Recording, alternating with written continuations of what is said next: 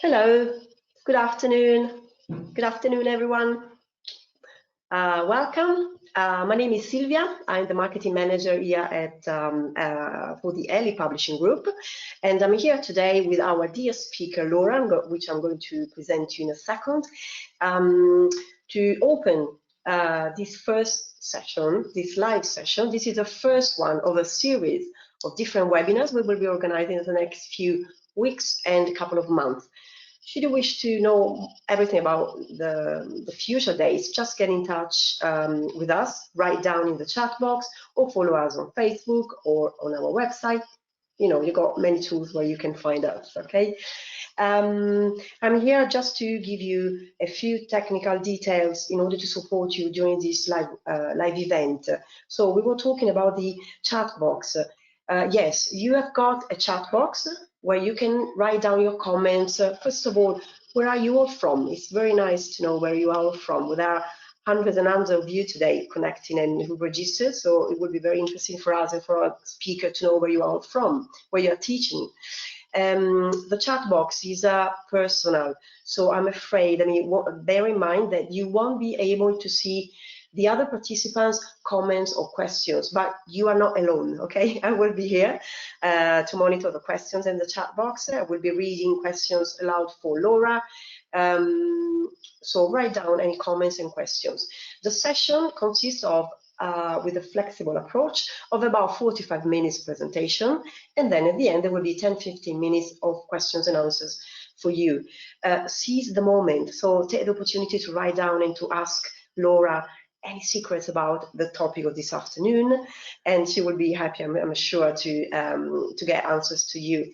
So don't feel shy, don't be shy, because we're all here, I think, to learn new things. It's always a great opportunity, I reckon.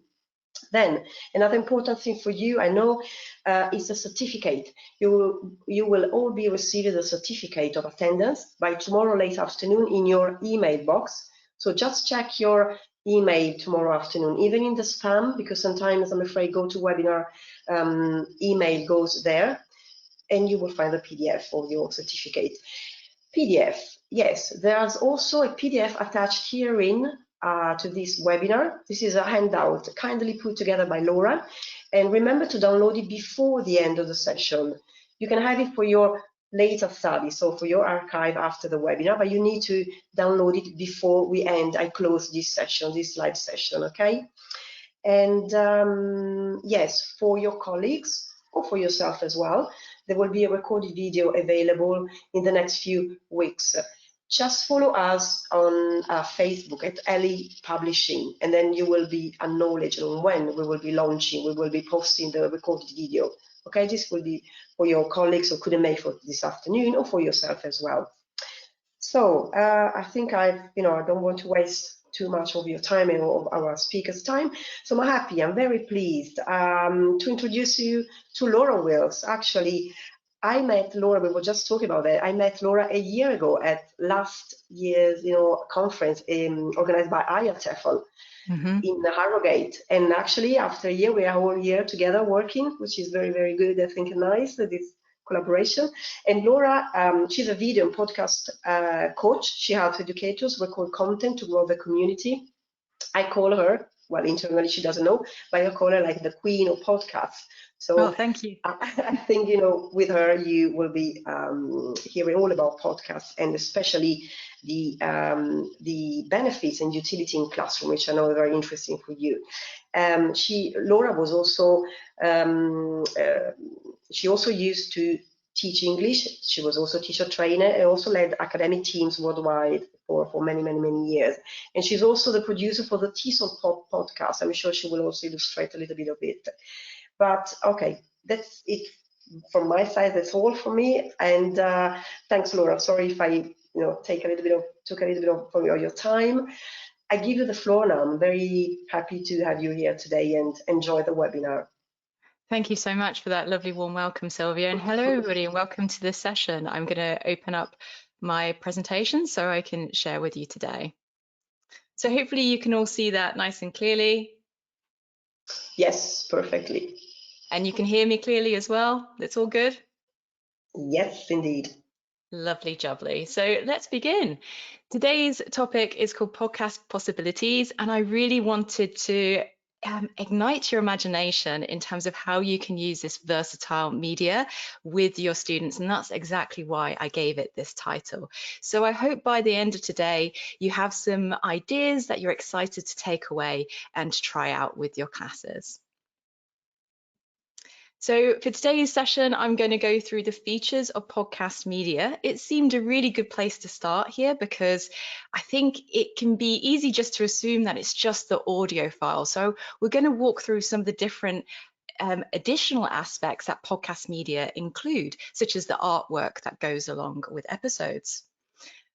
And we're also going to look at how we can set learners up for success so they start to think about and notice what makes a podcast episode different from a regular audio file that they may encounter in other course book materials. So really getting them to identify some of its features to set them up for success. We'll then move on to how we can develop learners' listening and language skills, specifically in noticing structures and useful words and phrases that podcasters, I should say, typically use. And this is also to set them up for projects that you may want to try with your students to engage them in creating their own podcasts, maybe, or engaging in the other aspects of media that this form of media contains. So I'm going to be saying podcast quite a lot today, actually. That's going to be the buzzword for today.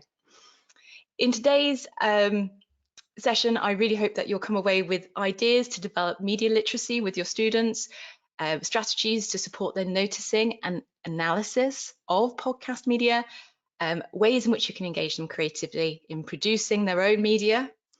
And also, I hope that you walk away with confidence and excitement to try this out. For today's session, I'm going to be looking at the ELi's free library that they have for the Goalkeepers podcast.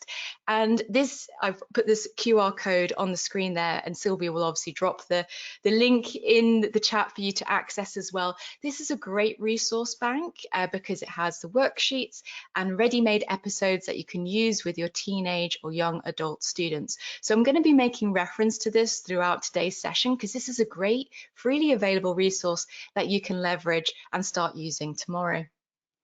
And just to clarify, this is where you can find it. If you go to the website, go down, click on Goalkeepers Podcasts, you've got the episodes, which are the worksheets, and the audio files, which are the podcast episodes that accompany them.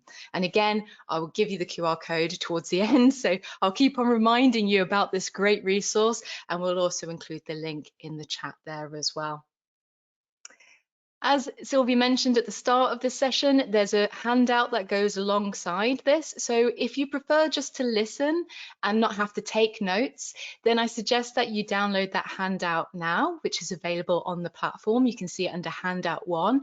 This is where I've summarized all the key ideas I'm talking about today. So if you just prefer just to listen and absorb and then use this handout to kind of help you recap after today's workshop, then that's what it's there for. And do remember to download this before today's session ends, just so you can make use of this resource. Thank you, Sylvie, for adding the link to the Goalkeepers podcast there. I see you just popped that in the chat. Thank you. In this workshop, I'm inviting you to comment along. Sylvia will summarize your comments. So I'm really excited to hear your ideas and what you're going to take away. I also encourage you to participate in the polls that I'm going to be using. I'm really keen to see how you may be using podcasts in your classes right now. And also, like Sylvia said, at the end, there'll be time for questions. So please note any questions you'd like to ask me, and I'll make time for that towards the end of the session. So, okay, let's warm up. I wanted to start with just thinking about what a podcast is, because it is different from an audio file. So can we have a go at maybe putting some key buzzwords in the chat to help us define what a podcast is? Have a go at sharing your ideas, and Sylvia will read out some of those to me. I'll give you a few moments just to type. Okay, I can see teachers are starting writing down some comments. So what is a podcast? Okay, stories, useful fun. entertaining lesson. Brilliant. Warm-up activity. Oh, I like that. An interactive oral communication between 2 or more people, interviews. Yeah, that is a very popular format, isn't it? The interview format. We see that a lot in podcast media. Brilliant. Recipes. Oh, To hear all about, yeah, why not? it could be maybe a cooking podcast. I do have a few that I like to listen to actually about food. Real life testimonials or sharing of experience. Yes, this is a good one as well. It's fantastic. These are brilliant ideas. I'll move on because I think we've obviously got a lot to cover today, but thank you so much for sharing. But those key words that you're coming up with describe different type of content that podcasts can include. And of course, they could be on numerous topics from cooking to TV, and they can serve different purposes. Somebody said entertainment. It could be also for education or to inform, just like any other type of media. So it's brilliant that you're thinking of these. We're already warming up. So thank you so much for sharing your ideas. This is my attempt at defining what a podcast is. A podcast is a digital audio or video. We're seeing a lot of video podcasts lately, episode that we can access online. And that could be online through YouTube, it could be online through Apple Podcasts, it could be online on a company's website, potentially behind a membership login, it could be a hidden podcast even. So there's many ways in which we can access this, but it's online. Podcast shows usually contain a series, usually it's more than one episode, and it can be designed to inform, educate, or entertain, as the other teacher said earlier, a specific audience. So that specific audience could be, like my podcast is designed for teachers like yourselves to support your ongoing development. Or it could be, let's say, a cookery podcast that's designed to inspire young people to start cooking and being a bit more creative in the type of ingredients they use. So this is a general definition, but there's so much more to a podcast than just this. It's more than just an audio file. And this is what I mean about the features of podcast media. It involves a lot of different aspects, such as the artwork that goes along with the show. Think about shows that you may listen to and the artwork, like the album cover that they have, that is designed to attract listeners, to encourage you to click and listen. You've got the listener analytics if you're looking at the other side of the podcast in terms of the number of followers a podcast may have, ratings and reviews, all these sorts of things. Promotional materials such as short clips or quotes or summaries of an episode that are designed to entice you to go and listen to that episode or subscribe to that show. Music is used as part of the branding, and we often hear music at the start of an episode and towards the end to signal that kind of book ending of an episode. There's also things like a hook and an introduction, maybe mentions of sponsors or adverts for certain things. There's obviously the episode content itself. And as one of you just said, it could be 2 or more people talking. It could be that kind of format, or it could be a solo podcast with an individual just taking you on a story, on a journey. There's also things like closing and call to action, such as please review this podcast or share your feedback by completing a survey or subscribe and follow us, those sort of call to actions we commonly hear. And of course, there are the show notes, which are the description that lives below the audio file that gives the listener either a summary of what the episode's about and useful links to other things that may be mentioned, such as sponsors or other events that relate to that podcast episode. The reason why I highlight this is because it's not just the audio file that you can encourage your students to engage in. And as we think about the productive side of podcast media and how this may look in your classes, you may engage your students in creating their own podcast media by creating artwork for a podcast series or creating promotional materials like posters or summary Instagram posts to summarize what's an episode about. So there's a lot of flexibility, and that's why I wanted to highlight to you today. Of course, I'm not expecting to do all of these things. We're not going to go into podcast production, but hopefully this inspires you to think about, oh, I'm not going to necessarily do a podcast episode with my students as a productive activity, but I am going to get them to maybe think about the show notes to describe what an episode's about. Don't worry if you don't have time to take notes of this. This, of course, is summarized on the handout, and you can obviously add further ideas to that handout in terms of what other features you can think of that relate to podcast media. So there's lots of benefits that can come with podcasts and using podcasts with our students, particularly in a language learning setting that you're working in. It can really help to build learners' digital literacy by breaking down this media and making it accessible to them, particularly if you're teaching teenagers and young adults. You may be the reason in terms of how they're able to begin interacting with this media. It can make trending media accessible. When I think about the big podcasts that are out there and the social media influencers that are creating podcast content, it can be a way to connect those interests and what's trending in your community into your classroom.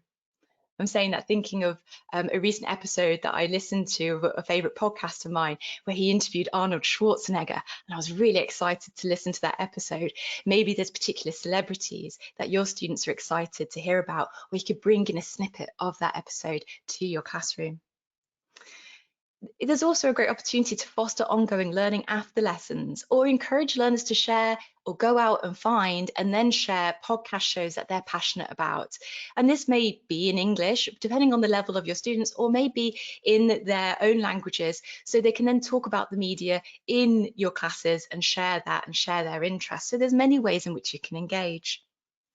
And of course, there's the opportunity to engage in creative media projects, such as the examples I gave earlier just there about the different features and different aspects that go into a podcast show. You can really be creative in how you facilitate your students' productive and soft skills in engaging in this. So I guess my question for you here is, with the poll we're just about to launch, is, are you using podcasts in your classes now? I'd really love to hear about your experience, and you can share in the poll there that's just appearing on the screen.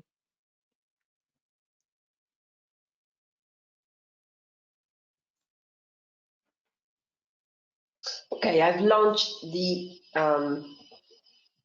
podcast. So basically, teachers, you can choose your preferred answers and then click on send so that we will be receiving all your answers. Okay. I can see I'm collecting responses for the moment. Thanks so much for being my assistant today, Sylvia. I really appreciate it. No worries. Okay, actually, really interesting, because we got the 20% saying, yes, I use podcasts, and 80% saying no, but I'd like to try. So it's very brilliant. precise. Actually, okay, it's changing now that I've read it. Okay, it's changing a little bit of percentage, but the majority are actually curious. Are here because they want to hear all about, the podcast.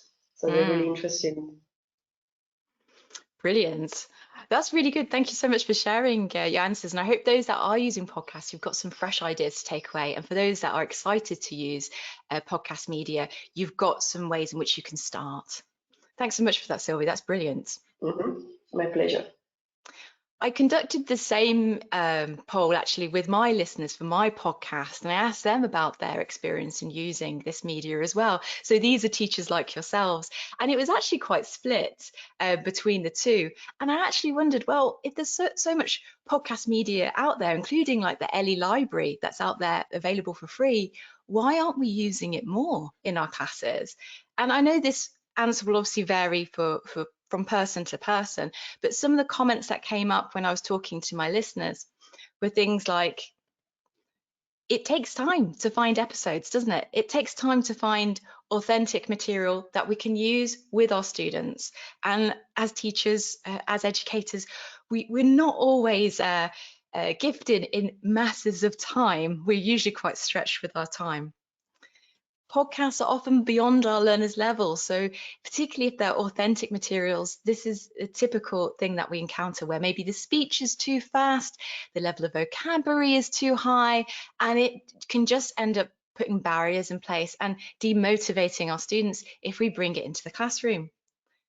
Episodes are often too long as well. How can we play a 15-minute episode in our classes when we have lots of other things to do? This is definitely a challenge. And of course, if we're streaming things, maybe the internet or just tech in general lets us down and we don't have that episode that we've taken so much time and care to select for a lesson ready to play. So these are just some of the challenges that my listeners of the podcast commented, and maybe some of these resonate with you as well. This brings me to why it's a good idea to start with using the Goalkeepers podcast. And as many of you haven't used podcasts in your classes yet, this is a good place to start.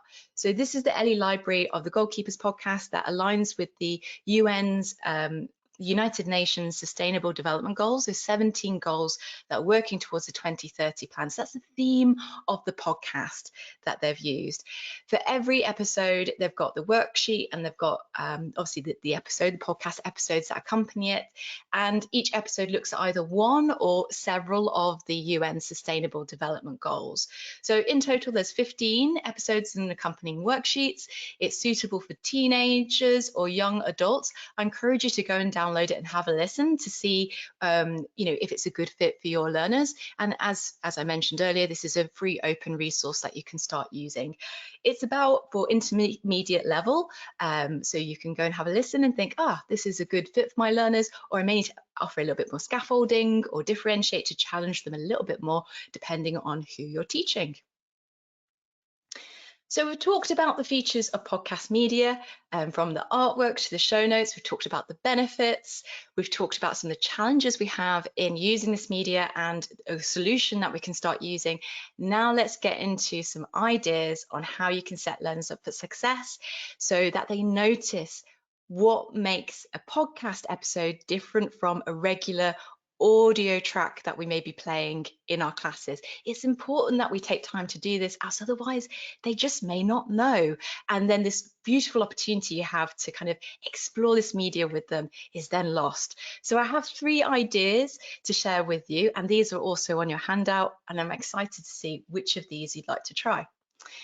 So when I'm starting with my students, if they've not encountered podcasts before, or I'm not certain that they've encountered podcast media, then it's good to start with a prompt like this. So it could be a simple picture, and this picture I've taken from Unsplash. It's freely available, of a podcaster in their process. And I can present this alongside a question to my students asking, what is a podcast? Using the photo as a prompt with questions, I can help to elicit ideas such as, what is this person doing? What do you think they're recording? Who do you think it's for? These type of questions can help to generate a lively discussion with my students. You can even play a clip of an episode that is trending in your community, and it could be in English or in a language that your students know, and just a clip, just to kind of give me a little bit more to kind of identify, what's happening here. This person's not an actor, they're recording something that's for real consumption. It's authentic media. So you can use these and add these and layer these with questions to help your students begin to kind of co-construct what a podcast is. And obviously use that to generate a definition or like a chart of buzzwords on the whiteboard or on the wall or on your interactive whiteboard, depending on what you're using, or online if you're teaching online. So students can start to formulate what a podcast is and create the words and access the words to describe it. So this is one idea. So using a picture and using questions to co-construct what a podcast is before your students start listening to them.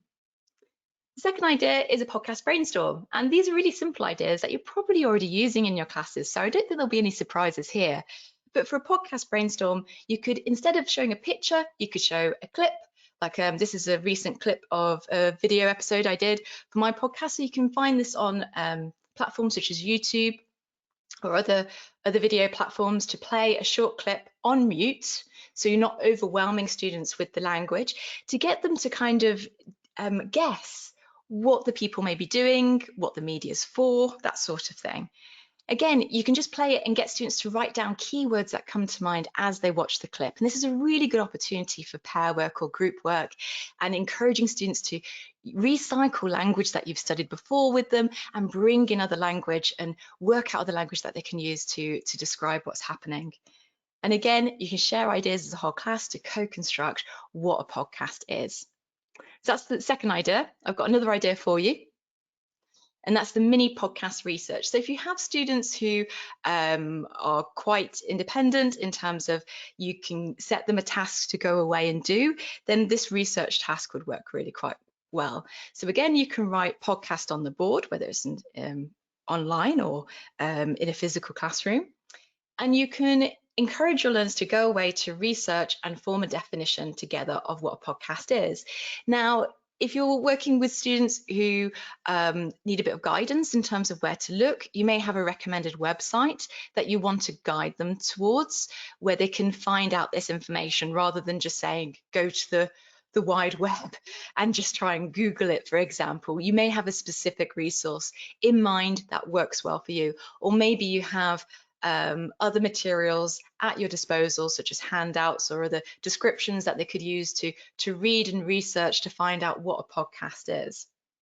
And again, you can come together as a class, encourage students to work together, then come together as a class to co-construct what a podcast is, and using concept checking questions to help them define what's the difference between a podcast and a radio show, which for me, that's something my students confused originally. And this may be something that your students also have difficulty with. So it's good to kind of drill down and zoom in into those little nuances so they can come away with a really clear idea of what a podcast is and how it's different from other audio content they may have encountered. So here's 3 ideas that helps to set students up for success, particularly if they're new to this type of media. They're quite simple ideas, from using a picture, from using a video clip, to using a mini research task with a potential website or resource that you have to hand. And what I would like to ask you is, which idea would you like to try? So this is our second poll for you to have a go at, to let me know which of these ideas that I've just shared here appeal to you. Thank you very much, Sylvia, for launching that poll. No worries, let's wait for a few more seconds, because I think before I close the first poll too quickly. Oh, that was me being too keen as well to move on, so sorry. No, wait.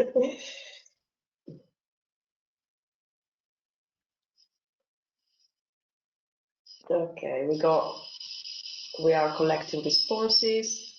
So again, dear teachers, you can choose your preferred response and then click send, so that I will receive your vote, your answer. Okay, let's wait for another few seconds. They don't know which one to choose, probably. They're struggling. Okay. So, okay. Okay, what is a podcast? Received about 17% of votes. Number 2, podcast brainstorm, 42%. Oh, wow. And number 3, mini podcast research, and another 42%. So same level, number 2 and number 3. Oh, wow, that's really exciting. I wasn't expecting that, actually. I was expecting just like number 1.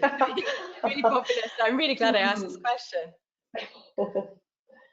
Shall I close it, or shall I wait for another few seconds? Okay. I think if you feel you've collected enough for the number of people online, yeah, I think we can close it and move on, but that's really exciting. Okay. Thank you so much. And thank you everybody for participating in these polls. It's lovely to kind of hear your responses and which idea really resonates with you. So thank you for participating. So these are ideas to set your students up for success. And we've talked about which idea you try. Let's move on to the third part of today's session, and that's about developing listening and language skills. So again, I want to really create these moments of pause to help your students notice what a podcast is, what language, how episodes are structured, so you can then help them engage in creating their own or something similar later on in your classes. So here's an example of the worksheet for the first episode of the Goalkeepers podcast. And you can see you've got listening here. Well, you may not be able to see it very clearly, but if you go to the website and download it, it'll obviously be a lot clearer than maybe what's appearing on screen here. But in the listening itself, you've got listening for gist and listening for detail, which is great for helping students comprehend the content and the useful phrases that are used to discuss the topic, which in this case is introducing the 2030 agenda, the UN's Sustainable Development Goals. Now, if we just went through this, which is obviously really great practice in an ESL classroom to help students understand, obviously, the content of the episode, but if we just did this alone, students wouldn't notice what makes a podcast episode particularly special from an audio file. So these ideas I'm about to share with you now will help you after you've done the comprehension. So after you've done the listening for gist, after you've done the listening for detail, you can then go into this later on after you've done the language analysis to help students to start to notice and analyze podcast media. So the first idea I've got here is to deconstruct an episode by breaking it into parts. And I've done this with labels. I've done this on like whiteboards where students can move the labels around so they can put an episode in order. And there isn't really a right or wrong answer with this. So that it really does create a lot of room for discussion and creative input on how students think or how students have heard or noticed episodes have been organised in the past. And again, this is a really good collaborative task. It's simple to set up and it can create a lot of conversation as students work together to put the episode in order. So here's an example of what I have here. So I've actually left some blank because I want you to have a guess and use the chat to guess what you think is missing. But here's an example of an episode. So you can see I've left the opening part blank and I've left the ending parts blank as well. So in the middle you can see I've got the show introduction. That's where the podcast host will talk about the show, who it's for, and then what the episode is going to be about, the topic for that particular one, and then maybe there's discussion between the hosts. That's the heart of the episode.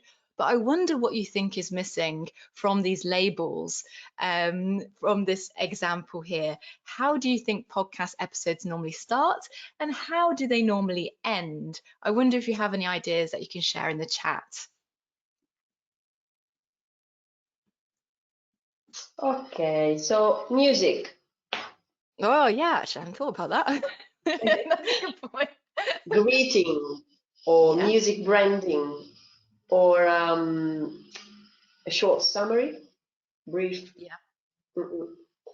brief summary of the episode, some sort of jingle, but they're all linked to music. Yeah.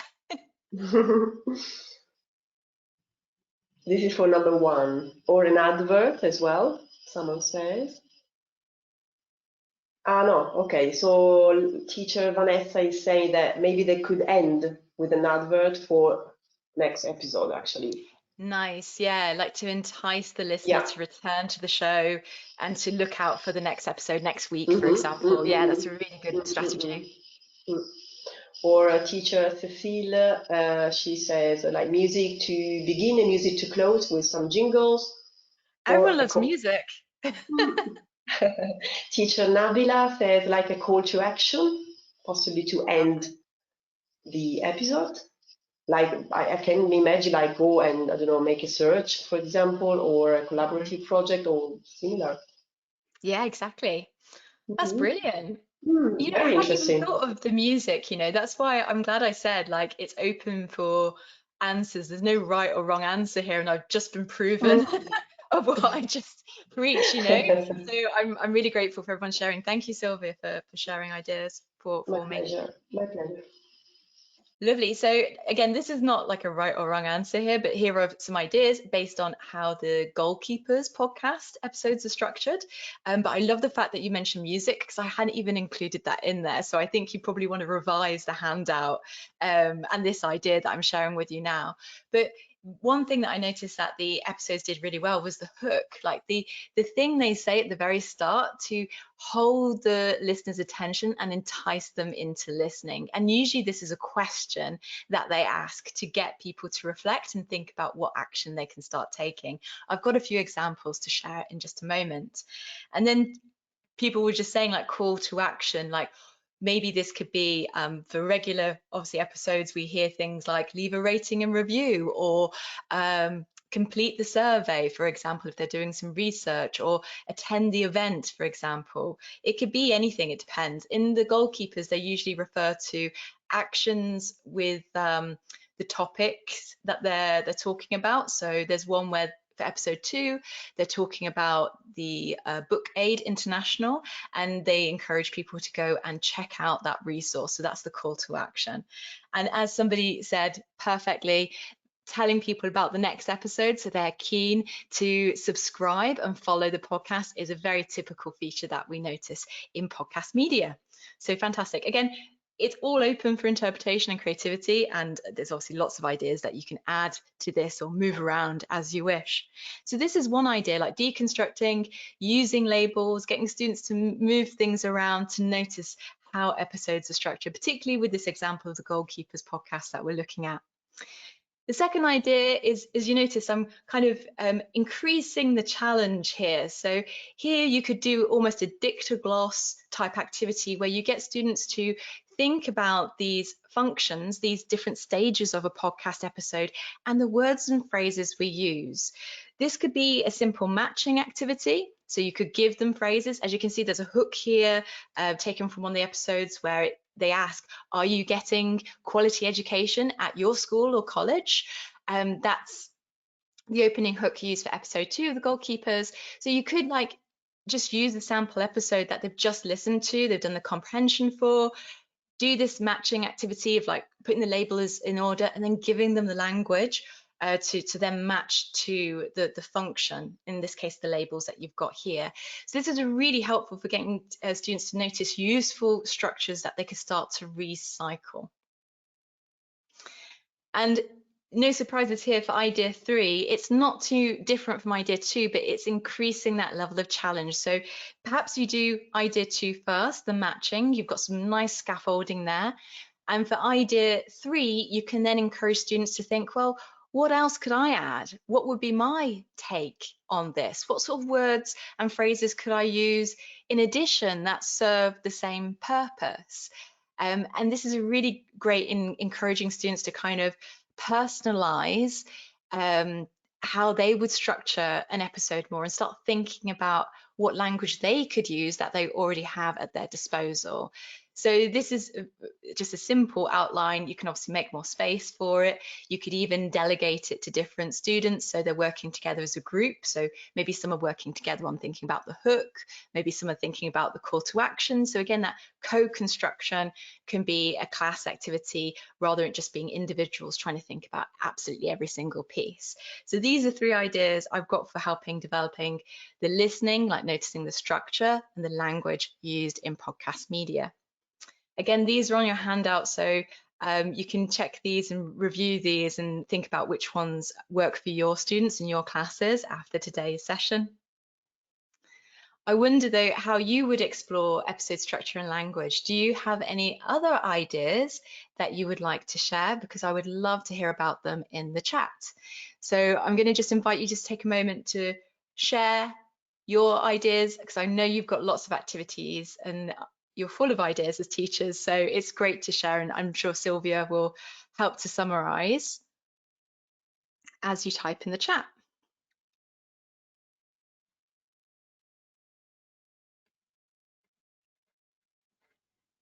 Okay. Okay, so how would you explore episode structure and language? Let's wait for some response. So.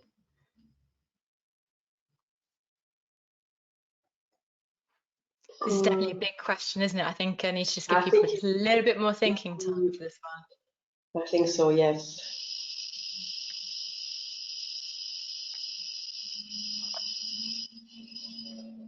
Okay, I don't think they've got a clear idea of the question though, because you might give them some tips maybe to get an answer, or you might just... Well, maybe out of the ideas I've just shown, do any of the ideas really appeal to you? So for example, the label one we did, like putting things in order, idea 1, the matching words and phrases, that's idea 2, or idea 3 is students building their own bank of useful words and phrases. Maybe out of those three, which of them appeal to you? So we can do that instead. Okay. Okay. Maybe explore non-verbal language, or reported speech. Nice. Or teachers feel like the ideas number 2 and number 3, which I forgot now. Sorry. Okay. The matching activity is building their own bank. Yeah, to really help students get those words and phrases. Yeah.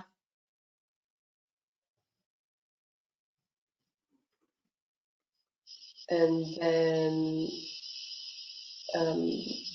carefully graded language activities.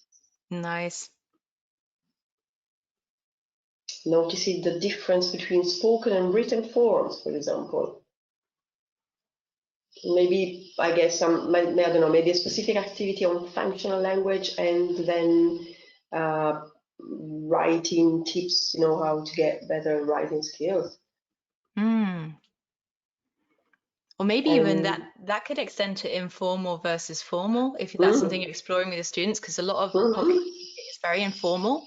Yes, so that could be very good to kind of explore that register change with your students. That's what inspired me with the idea you just shared. Yeah, I think this is what actually teacher Vanessa say yes. So she say yes to your comment. Yes. Fantastic. We all agree. That's good. Okay, I think we collect quite a few interesting comments actually. Lovely. Thank you for summarising those for me, Sylvia, and thank you everybody for sharing. It's really lovely to hear your ideas. It really inspires me as well as an educator. Lovely. So I'm going to move on to the final part now of today's session, and that's the projects to grow productive and soft skills. So as I mentioned in the Goalkeepers podcast, there's parts of it make reference to real projects and real things that are contributing positively towards the UN's Sustainable Development Goals. And an example here is what I mentioned earlier, the Book Aid International. And actually, I didn't know about this organization until I started researching and preparing for the session today. So I'm really glad I found out about this and their reverse book club that they've set up to help more people, more students, more children access books and gain quality education, which I think is a wonderful thing.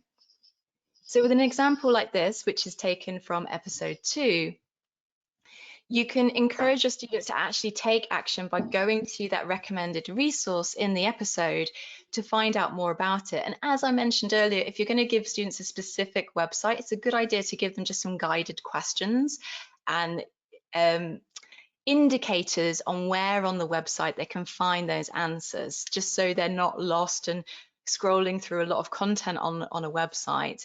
So maybe you can ask them questions like, who are the books for in the reverse book club? How can you support it? Maybe that could be a multiple choice, such as we give books, we purchase books and send them, or we make a donation. Like, which of these is the way in which the system works? So you can set up like 3 to 5 questions to help guide that research. And then you can also then encourage a reflection in terms of how learners can take action inspired by this example. And I think given the communities we're probably all working in, there's probably things like this that exist in your local community that support quality education through sharing of books, whether it's within the local community or internationally. So this is a really good opportunity to kind of think about what students may already know or how they can engage more in their local community, whether it's the local library. Here in Switzerland, we have these like little pop-up public libraries that are open all the time. They're like little post boxes where people can go anytime and leave books there and take a book as part of like a community exchange. Maybe there's something like that in your school, or maybe that's something you can set up in your school. And this is something your learners could think about, or just think about individually what they could do. Maybe something as simple as donating books to support access to education in their community. So this is really open in terms of like what students may say, and the ideas they may come up with, just by creating space for them to reflect after they've taken some time to research.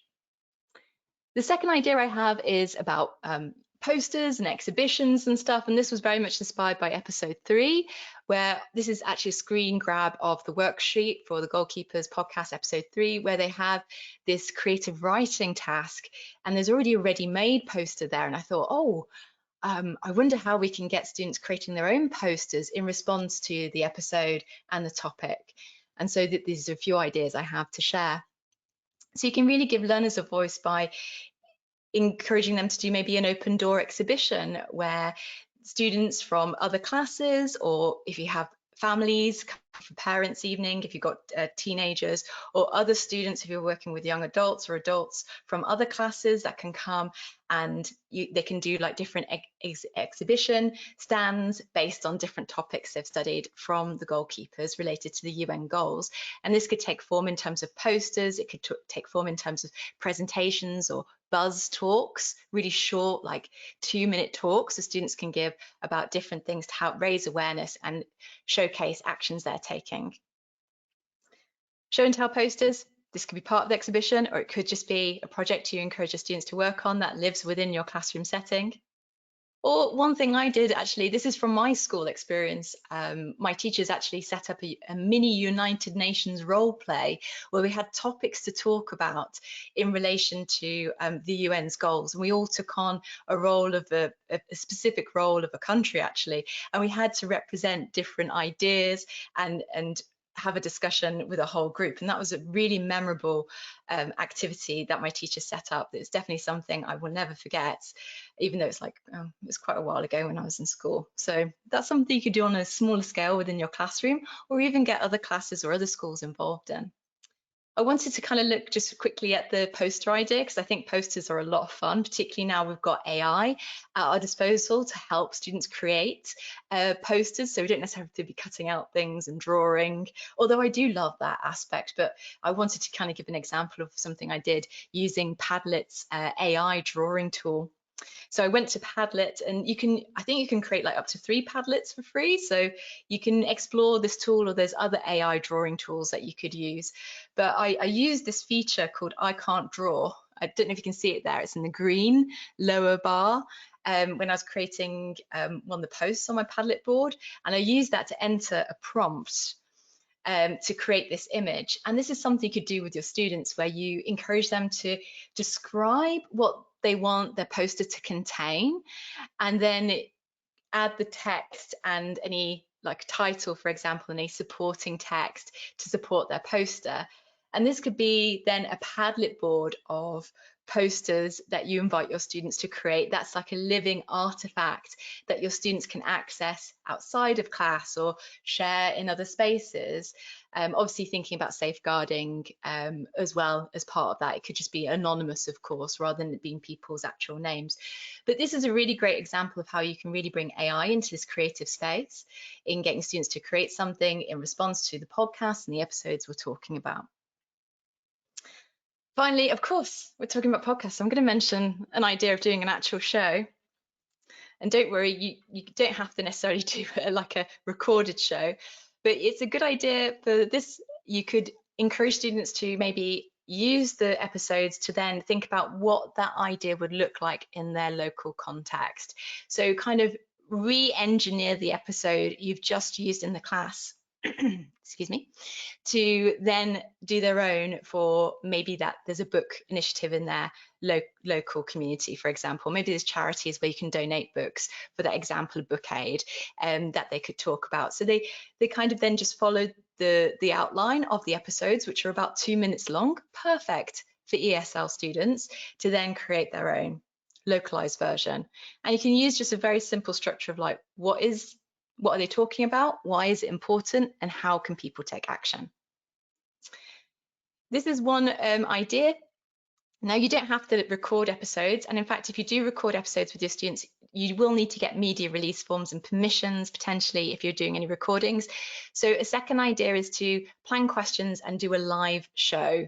Now, some podcasters actually do record as live. They have people in the room and they just press record and then go for it. You can emulate that, but without the recording aspect, and have students do like a live show with an audience being other students that can ask questions or create other media related to the show, or write a summary or write a review of the show. So you can have a lot of fun in role playing an episode acting out live. Yeah, and rehearsal time's key for this to go well, as otherwise it can be a bit chaotic. I say that from experience. And one thing that I've been really inspired by for podcasters that I work with, so I work with teachers who are podcasting in their school environment, is there's a few of them that go and work with their local radio station, who bring their students' shows to the station, and that's a real special experience. And I've seen that done with very young learners, like primary school learners in Hong Kong, where they did like a drama performance for the local radio. So it's always good to explore these options if you're thinking of something, doing something big, and connecting what your students are doing, what you're doing with the wider community. It's also great to kind of, showcase students with their work and really connect them in that way. So there's a lot of ideas that I've covered today. I wonder if there's any ideas that you're going to take away today out of all of the ones I've shared, whether it's posters, the live show role play, or gosh, I can't even remember them all. Oh, the research, that sort of thing. Let me know in the comments. I'd love to hear from you in terms of what you're going to take away today.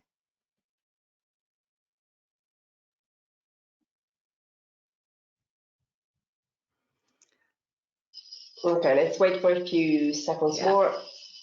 Okay, all of them, they're really all interesting. Oh, thank you for whoever said that. I can't see the comments, by the way, so thank you. Teacher Cecile said she really liked the posters idea. Nice. With like the AI aspect, like maybe, it's not all students like drawing. Or the UN role plays, for example. Yeah. The poster, I think the posters actually got the majority of the, the votes, let's say, the comments. I think they can become very popular. I think especially among learners, among students of different ages, I think they can be very engaging, they can actually involve the whole classroom.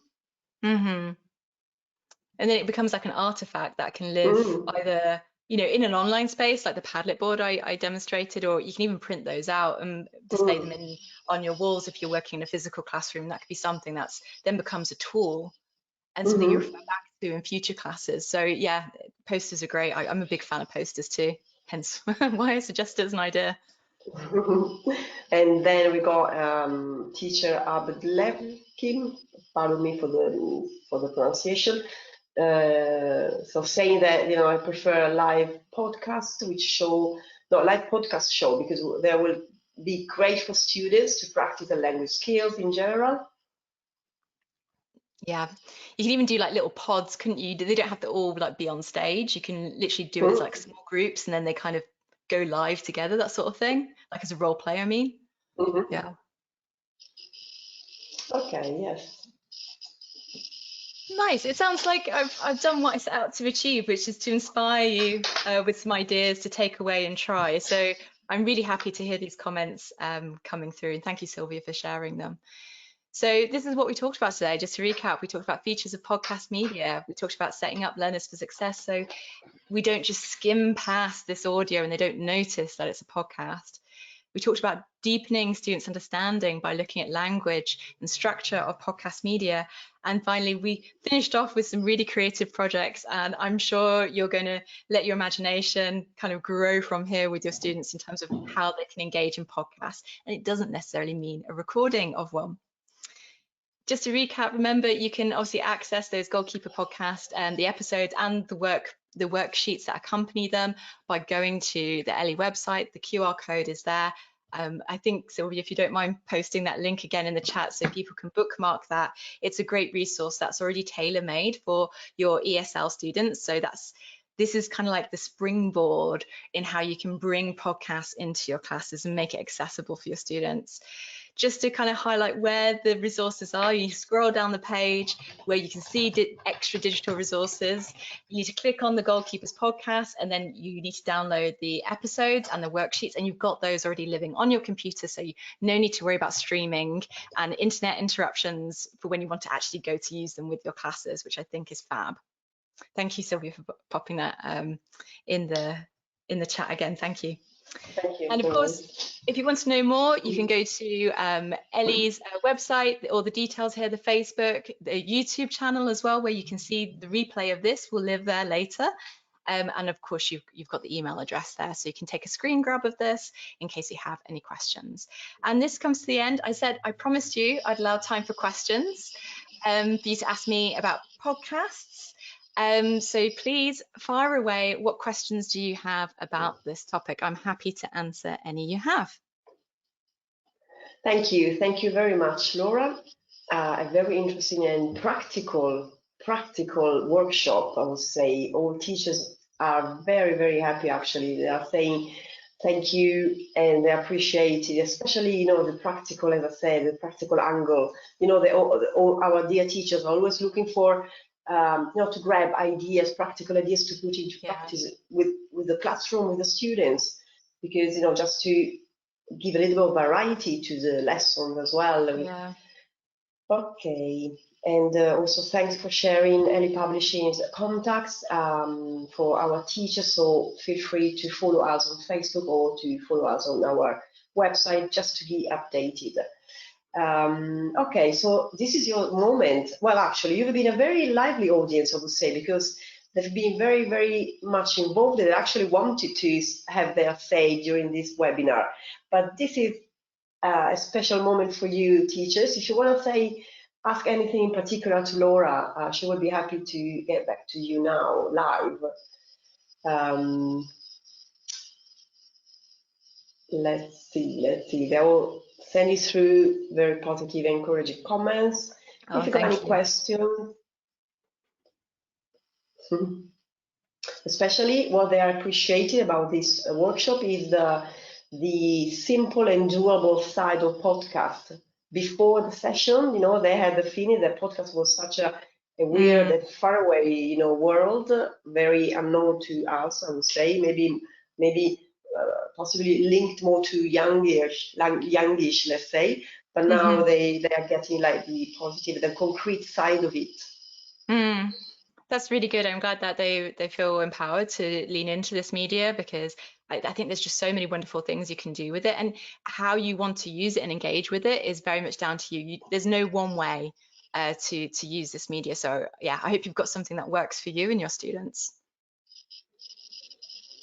Okay. Come on, don't be shy. Feel free to ask any questions to our Laura. Let's see. We just have got another, I would say, couple of minutes left.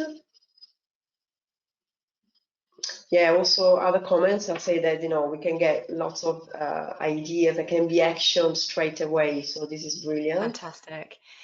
And while you're thinking about questions, or people are typing questions, don't forget to download that handout before we close today, because I've summarized a lot of the ideas for you, because I don't know about you, I can't remember everything in sessions. So I've created that as a kind of review material for you, so you can reflect and then take some things and put it into action in your classes. But make sure you download it before it disappears.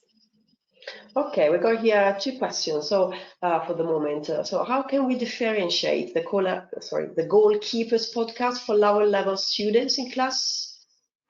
Yeah, this is a good question, because I think, as teachers, as soon as we have more than 2 students, you have to differentiate, right? So students have different needs. For me, if you're noticing students are finding it too difficult, or you just need to give a bit more support, then obviously think pair share works really well. I'm sure this is a very familiar strategy that people are using, but giving just a bit more thinking time for students to process, particularly if it's the first time they're listening to a podcast, and to partner with somebody they work well with to brainstorm ideas, and then thinking about, as you share as a group, what specific part of the podcast can you zoom in on? Is there a particular part that they struggle to identify, such as the call to action? Could you give an example what a call to action could look like, and then play that segment again? These are obviously things that you're probably doing with your audio files already, so it's very transferable to podcast media. It's exactly the same differentiation strategies that you're employing on the spot when you're noticing that your students need more support.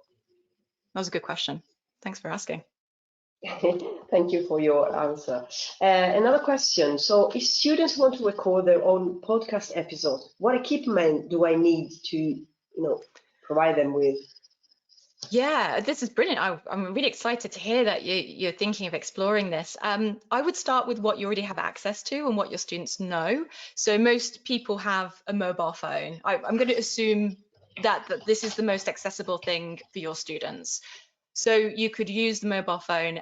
There's obviously a voice. Well, I say obviously, most mobile phones are installed with a voice recorder, so you can use that pre-installed software or download similar software for free for your students to use and to record on their phones.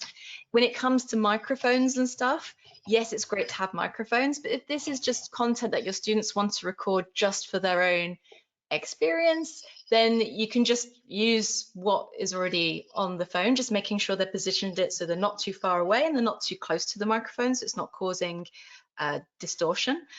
Alternatively, just something as simple as the earphones I'm wearing today with this microphone. We see TikTokers, influencers sometimes using their microphones like this.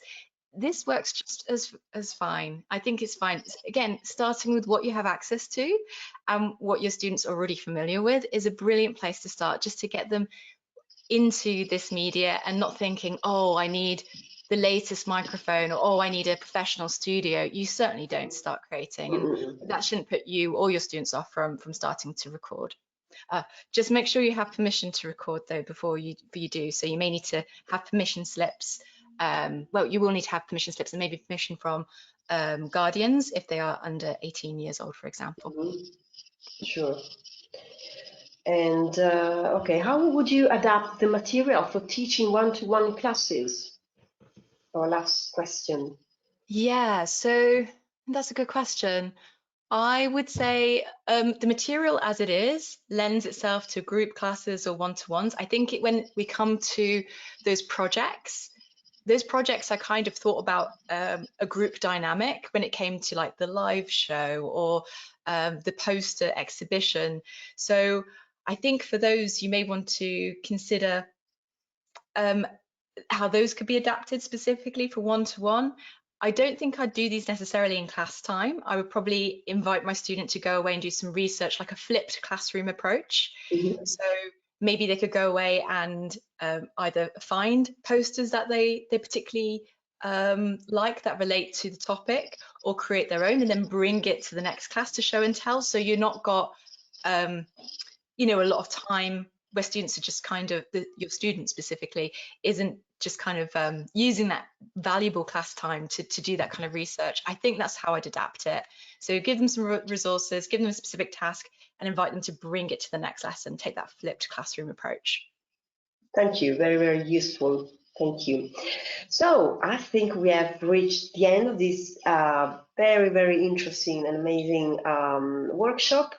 And again, thanks to all our teachers who follow us through this entire hour dedicated to podcasts. And thanks to Laura, of course, our speaker. And well, I'll see you very, very soon, Laura, hopefully at next ISF conference, as we said. See you in Brighton, yeah. And so my opportunity here is also to invite all you teachers to our next week's webinar, okay? So make sure to register to follow us, okay? It will be another interesting one, I'm sure. So thanks all. Thank you very much. Thanks, Laura, and thanks all our teachers. Thank you, Sylvia. Thank you, everybody. Bye. Bye. Bye-bye.